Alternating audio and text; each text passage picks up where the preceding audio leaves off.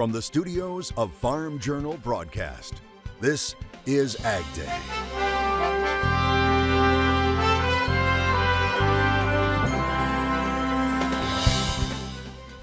A 4-H finale. You definitely have to put more training into them. In addition, I find that cattle tend to have more personality. Louisiana kids learn lessons in the show ring. The snow keeps coming in California.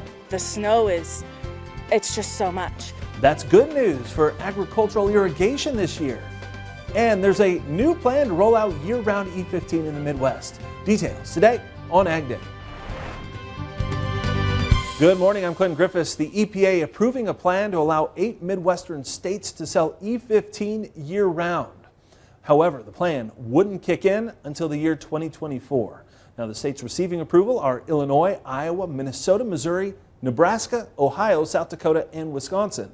North Dakota had asked but did not receive approval. The governors had argued expanding the E15 supply would ease pump prices and help farmers.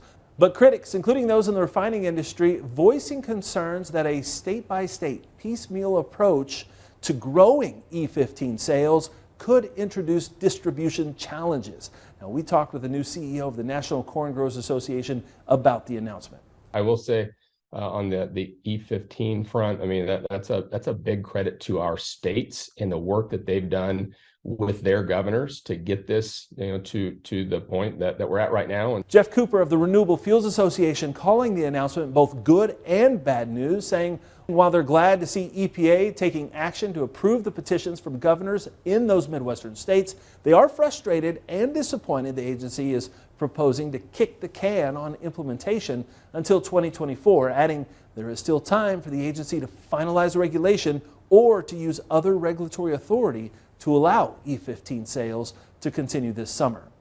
Now, the West Coast is getting pummeled with snow this week, and while the snow is good news when it comes to fighting back against the drought, as Mike Valerio reports, in California's mountain communities, the storms are stranding drivers and stranding resources.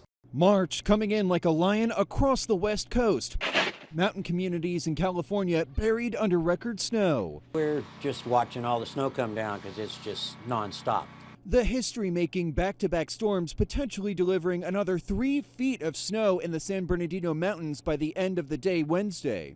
I've been up here since '99, and this is the worst. Some people left stranded with dwindling supplies as roads became too difficult to navigate. Goodwin's Market, a family-owned grocery store in Crestline, California, sharing this video of a plow pulling a semi-truck loaded with food and supplies to restock their empty shelves on Tuesday. We got the meat load in. Farther north, parts of the Sierra Nevada mountains under blizzard warnings. The powerful storm dumping more than 3 times the total annual amount of snowfall in just a matter of days. The snow it's just so much. Travelers facing road closures amid whiteout conditions. Officials warning drivers not to take alternate routes to get around. Anytime you take some of those side routes, it can be dangerous because of the condition of the road, and they have no idea maybe what they're driving into until it's too late. As the wicked winter weather slowly moves away, a happy homecoming. More than 600 science camp students stranded in the San Bernardino Mountains over the weekend, finally arriving home. All right, thanks, Mike. California continuing to see snow pile up this winter. This is what it looked like earlier this week near Saratoga Hills, near San Jose. A unique blanket of what, for many areas, rarely see snow. Now, in the upper elevations, winter storms continue to make deposits. Can't emphasize enough how important it is to be getting this snow as we move through the winter. That, especially with the cold nature of this latest round of late February storminess, will be money in the bank when it comes to summer water supply, because unlike the last several winters, we are not losing this snow early. It's holding on, continuing to build. And as we move into the melt season later this spring and summer, that will continue to fill reservoirs and replenish groundwater. Some areas like Mountain High saw more than 90 inches of snowfall over the weekend. Now, at last report, the Sierra Mountains were at 162% of the snowpack needed by April 1st. And thanks to all that snow, California farmers are expected to see increased federal water allocations this year. The U.S. Bureau of Reclamation has announced an initial allocation of 35% of contracted water supplies for agricultural customers south of the Sacramento-San Joaquin Delta. The announcement was welcome news after officials provided zero allocations for agriculture from the federal Central Valley Project in both 2021 and 2022. Dangerous excessive rainfall and severe weather is now a concern for portions of the South. Meteorologist Chuck Heaver joins us with the very latest. Well, we got 3 areas of precipitation to talk about around the country today. The first is a small batch of mixed precipitation up in northern Michigan. That's not going to cause too much hassle. That'll push through quickly. Here's a storm out to the west regrouping, and it's going to move into the center part of the country with wind and heavy rain and snow, and of course along a frontal boundary down to the southeast. Yep, we have a chance for some severe weather. I'll break that down for you coming up a little bit later. Of course, on the updated root zone, we are getting precipitation in areas that we do not need precipitation. Lots of swollen rivers going to definitely be the case in some of those areas. All right, how about over in Haskell County? And some of the winds from these systems have just pushed through lately and have been so powerful. Travis Leonard of Haskell County in Kansas showing what happened to his irrigation system in one of his fields. No fun to have to deal with that. Okay, I'll have more on your forecast coming up. Farmers in the southern plains are still trying to assess damage caused by the high winds earlier this week. And some areas of Texas saw hurricane-force winds top 100 miles per hour. With the region still in drought, sorghum producers are now concerned how the 2022 disaster aid money will be dispersed. Now, some weather models indicating areas of western Kansas and the Central Plains could see plenty of moisture a week from now. However, NOAA's seasonal drought outlook paints a dreary picture for parts of the plains. As you can see on this map, the brown indicates where NOAA thinks drought will persist through the spring. And after sorghum producers last year saw the worst yield since 1960, National Sorghum Producer CEO Tim Lust telling AgDay sorghum farmers aren't only revising crop plans to deal with continued drought, they're still trying to financially recover from last year's poor yields. Obviously, we were very happy to see legislation in the December bill that provided assistance for 2022. One of the things that we have certainly been talking about is how that is implemented and what that looks like. The ERP1 model that was used for 20 and 21 worked very well. Our board and leadership has grave concerns about the ERP2 methodology and what that looks like. And so certainly a lot of concerns over how exactly the 22 disaster is implemented. Now, Lust says with the amount of ad hoc disaster aid that's been allocated the past 6 years, he thinks there are ways to create a better safety net within Title I of the Farm Bill that includes disaster aid without negatively impacting crop insurance. New details on a story we brought you earlier this week about a possible growing food shortage in North Korea. The country's leader now urging government officials to engineer a, quote, fundamental transformation in ag production. Kim Jong-un adding that hitting grain production targets this year was a top priority and emphasized the importance of stable ag production. A report from inside the country didn't detail what measures North Korea would take to make all of this happen, but Kim said that changes needed to happen in the next few years.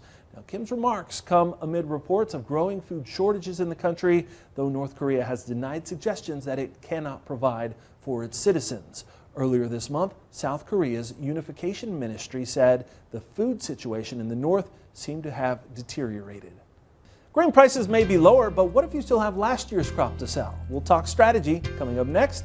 And later, it's showtime. We head to the ring with these Louisiana 4-H'ers making a lifetime of memories, learning a few lessons along the way.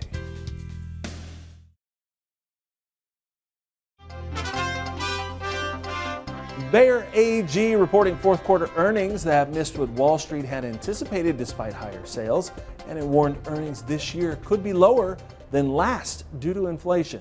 Now, the German ag company posted net profit of 611 million euros, or more than $648 million for the final quarter of 2022. It reports sales in its ag business advanced by 15.6% to a record $26.5 billion. Now, it says growth was strongest in herbicide, which saw sales rise while supply for glyphosate-based products was tight. Grains making a few moves back toward the positive territory after several down sessions. Well, today, Michelle Rook joins us to discuss old crop sales and those opportunities ahead of spring planting. Welcome to Market Analysis. Tom Fitzmeyer, Summit Commodity Brokerage, joining us. And Tom, now that we've had this big break in corn and soybeans, taking out some key support areas, let's talk about old crop. Are there still selling opportunities there for either corn or beans? Well, there's going to be selling opportunities, I think, once this market corrects back up. If you get a 10 to 20 cent rally in the corn market, old crop or new crop, I think you're going to have to look at and using that as an opportunity to clean up old crop sales and start to make new ones, sales on new crop. But I don't know. This has been a pretty ugly week. You've got a wheat market that's quite weak.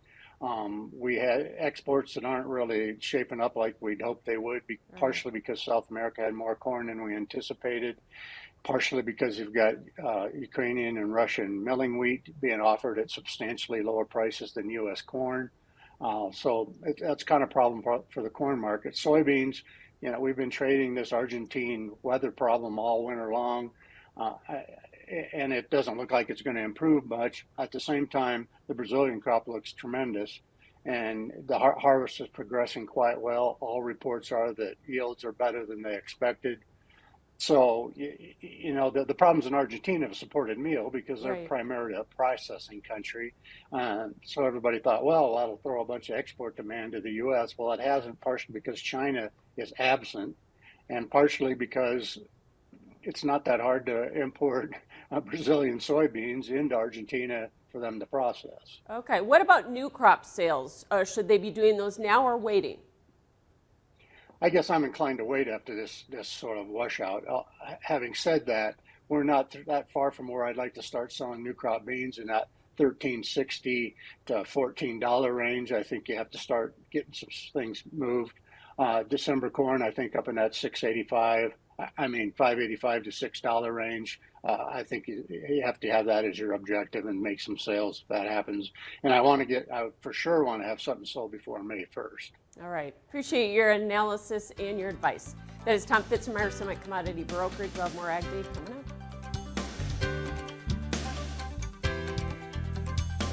AgDay is sponsored by Germinator Closing Wheels. Germinator steel closing wheels, perfected in conventional, excels in no-till. Order 12 to 16 rows today and qualify for free shipping or 20% off an end zone moisture management package.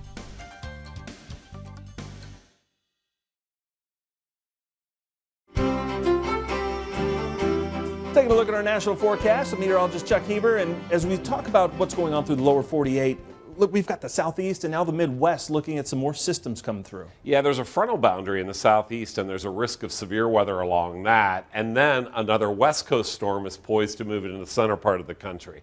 All right, let's take a look at the jet stream. You can see the trough out on the west, and that is going to bring a storm up into the center part of the country. It's going to create a havoc in terms of Friday and Saturday travel. If you're over in the Chicagoland area, right on that rain-snow line, that storm slowly works its way up into the center part of the country, then kicks out. Then we go more zonal, so we're going to have a relatively mild start for all of us across the country. No big cold air intrusions really through Friday. There's Thursday. Okay, we have a boundary down to the south. We're going to get a little precipitation up here in the northern part of Michigan. Then we have that storm off on the west coast, reinvigorating, scheduled to target the center part of the country. This is a frontal boundary in the southeast. Along that frontal boundary, we could see some severe weather. This is on Thursday, and then migrating eastward on Friday. Love to follow the wind because that's a pretty good indicator of where we're going to see most of the activity. This wind field continues to work its way up with that storm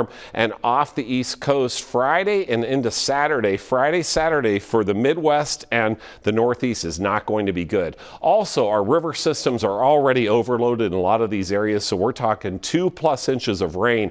Definitely not out of the question. And then on the northern side of the storm, yeah, we're going to see some snow out in the mountains, but really the big story is going to be off to the north and the northwest of Chicago, maybe even Chicago getting in on some of this activity with a lot of snow piling up on the northern side of that storm. Okay, 41 in Chicago today, but look at the heat down to the south in Brownsville, even down in South Florida, 85 degrees. Seattle, we're looking at 48 degrees. Tonight, things cool down, but still relatively mild. Again, again, this is February, folks, and tomorrow, okay, so let's get kind of back to normal. Chicago at 37, and over in Amarillo, 60 degrees. All right, closer to home, New Springfield, Ohio, partly sunny, high 50, low 32.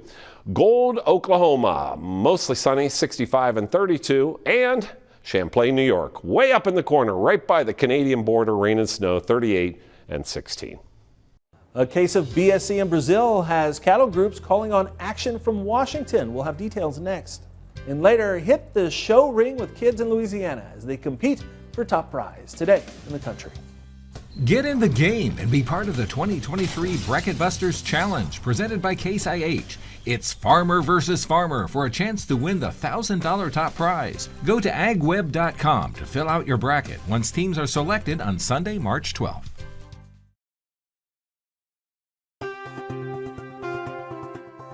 The National Cattlemen's Beef Association is calling on U.S. Ag Secretary Tom Vilsack to immediately suspend beef imports from Brazil. Now, it says it's over the country's recent handling of a BSE case.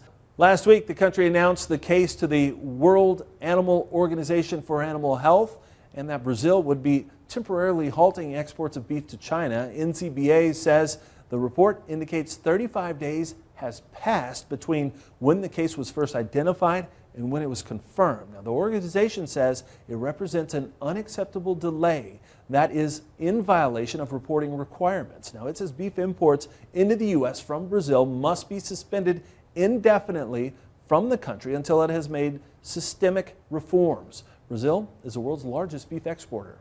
Utah state legislators have passed a bill they say closes a loophole that allowed 2 people accused of burglary to be acquitted. That's after they were accused of taking 2 sick piglets from a Beaver County pig farm. Now, it's known as the Theft Defense Amendments Bill. The measure would change the state's criminal code to prevent, as a defense, taking livestock from an owner if it's sick, injured, or a liability to their owner. The measure still needs the signature of the governor, who has indicated he favors it. Utah lawmakers say the bill was created in reaction to a case in which 2 members of Direct Action Everywhere were found innocent of stealing piglets back in 2017 from a Smithfield Foods farm in Milford. Hard work and the will to compete are just 2 of the lessons young 4-H'ers are learning in Louisiana as they compete in the show ring. That story next in the country.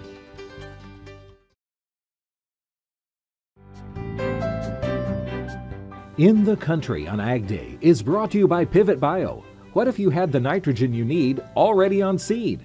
Pivot Bio is the first company to apply nitrogen on seed.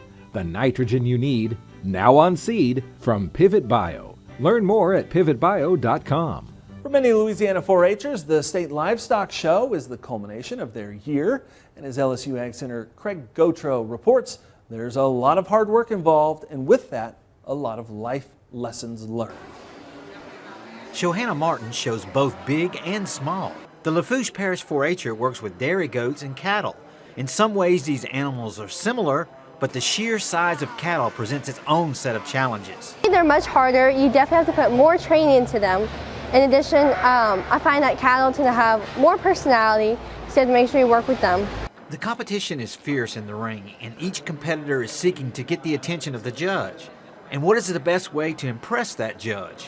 You want to make sure you have eye contact with the judge, your animal's set at all times, you're aware of the placement of your animal's feet and how it looks, make sure your animal's square and the lines are all straight. Fontenot and his sister both show animals. Their father Neil has a simple philosophy with regards to raising and showing livestock. They train the animals, they break the animals. I'll sit back, I'm there for advice and for support.